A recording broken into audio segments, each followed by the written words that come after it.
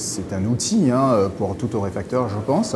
Ici, on a plutôt tendance à l'utiliser sous forme de jeu, pour travailler la mémoire, pour se challenger les uns les autres, pour essayer d'écrire parfois des molécules, des notes aromatiques. C'est très surprenant, c'est très intéressant et surtout c'est extraordinaire parce que ça peut créer une certaine ambiance, ça peut créer une certaine cohésion, ça peut créer plein de choses en fait. Encore une fois, c'est un outil indispensable dans toute torréfaction.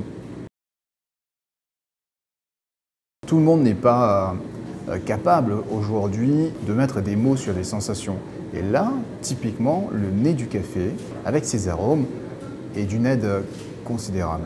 Parce que ça rappelle des choses. Ça rappelle des choses.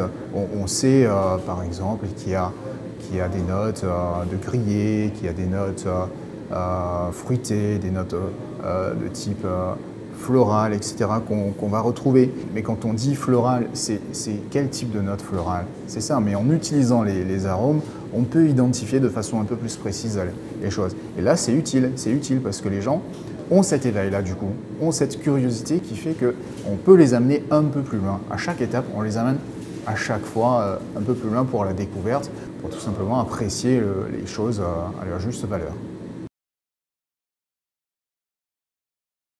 Les deux que je préfère, c'est vraiment c'est très